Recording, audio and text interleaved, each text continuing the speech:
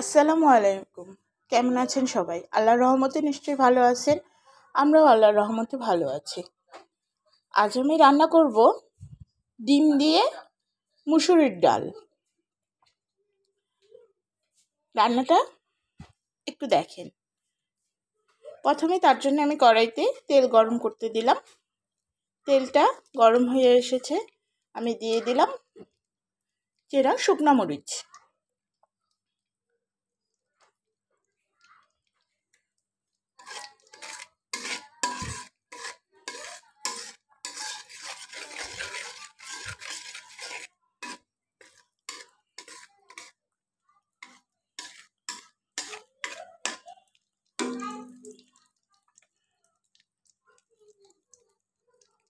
এখন আমি দিয়ে দিচ্ছি থেতো করা রসুন।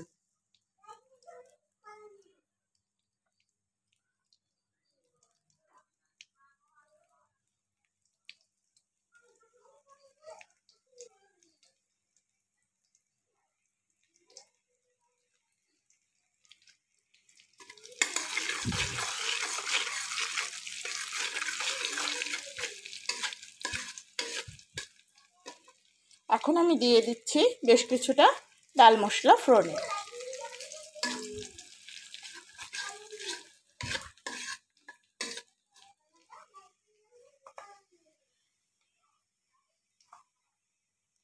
আর দিয়ে দিচ্ছি একটু বেশি করে কোচানো পেঁয়াজ। এই রান্নাটায় পেঁয়াজ একটু বেশি লাগে।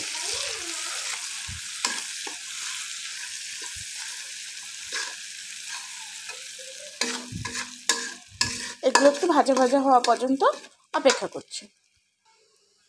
আমার এটা ভাজা হয়ে গেছে। আমি পেঁয়াজটা খুব বেশি লালচে করব না, দেখেন ঠিক এরকম করব।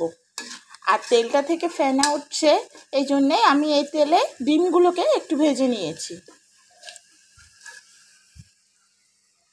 এখন আমি এতে দিয়ে দিচ্ছি সামান্য পানি,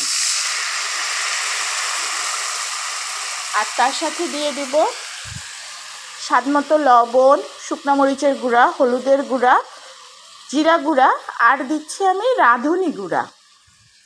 রাঁধুনি মশলা যারা চেনেন তারা তো চেনেনই, আর যারা চেনেন না তারা যে কোনো মশলার দোকানে বললেই দিয়ে দেবে।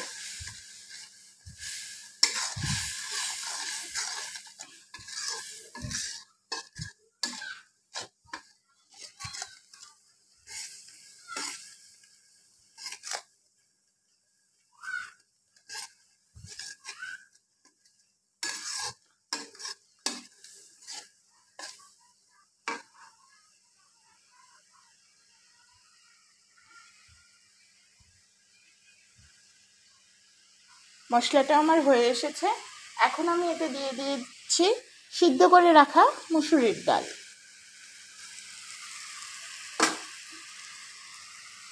ডালটা আমি মশলার সাথে একটু নেড়ে চেড়ে নিচ্ছি।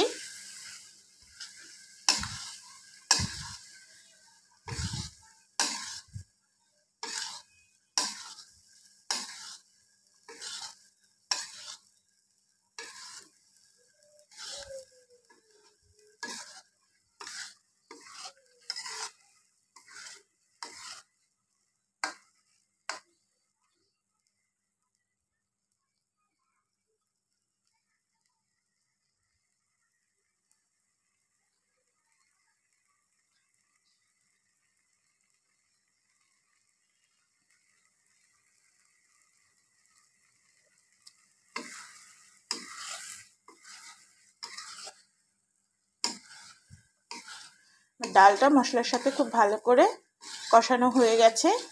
এখন আমি এতে দিয়ে দেব পানি।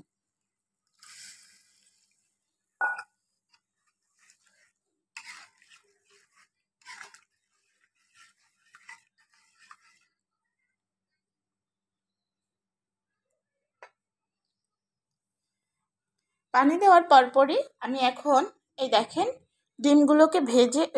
ডিমগুলোকে সিদ্ধ করে কেটে অর্ধেক করে নিয়ে ভেজে নিয়েছি লাল করে।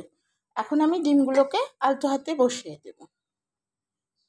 ডিমগুলোকে আমি উল্টা পাশে বসিয়ে দিচ্ছি, যে পাশে কুসুমটা সে পাশটা নিচে দিচ্ছি, যার কারণে এর ভেতরে লবণ, মশলা এবং ডালের যে একটা ফ্লেভার আছে সেটা ঢুকে যাবে, খেতেও ভালো লাগবে। একটা কুসুমও কিন্তু বের হয়ে আসেনি, আর বের হবেও না।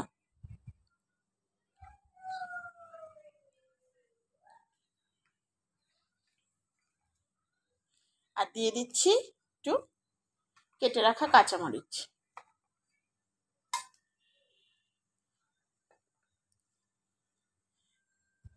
এখন আমি একটা ঢাকনা দিয়ে এটাকে একটু ঢেকে দেব। আমি ঢাকনাটা উঠিয়ে আপনাদেরকে এখন দেখিয়ে দিচ্ছি। এই দেখেন, রান্নাটা আমার হয়ে এসেছে। এখানে আমি এখন আরেকটা জিনিস দেব, আপনারাও রান্না করলে অবশ্যই একটু দেওয়ার চেষ্টা করবেন। আমি একটু এর উপরে তেল ব্যবহার করছি। সত্যি বন্ধুরা, কি চমৎকার যে একটা রাঁধুনি মশলার ঘ্রাণ বের হয়েছে, আপনাদেরকে বলে বোঝাতে পারবো না। আর এই রান্নাটায় অবশ্যই রাঁধুনি মশলার গুঁড়াটা ব্যবহার করার চেষ্টা করবেন।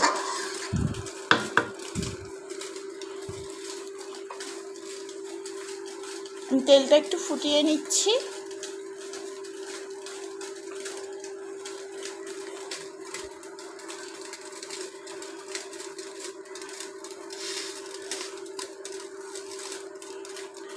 রান্নাটা আমার শেষ হয়ে গেছে। আমি এখন চুলাটা অফ করে দিচ্ছি। এভাবে চটজলদি হাতে সময় কম থাকলে এই রান্নাটা করে নিতে পারেন। আমি একটা সার্ভিং বলে ঢেলে আপনাদেরকে দেখিয়ে দিচ্ছি। এই দেখেন, আমার রান্নাটা সম্পূর্ণ হয়ে গেছে। একবার হলেও বাসায় এভাবে বানিয়ে খেয়ে দেখবেন, কেমন লাগে খেতে আমাকে কমেন্ট করে জানাবেন। ভালো থাকবেন সবাই, সুস্থ থাকবেন, নিরাপদে থাকবেন। আল্লাহ হাফেজ। আর প্লিজ আমার চ্যানেলটাকে লাইক, কমেন্ট, শেয়ার করে দেবেন।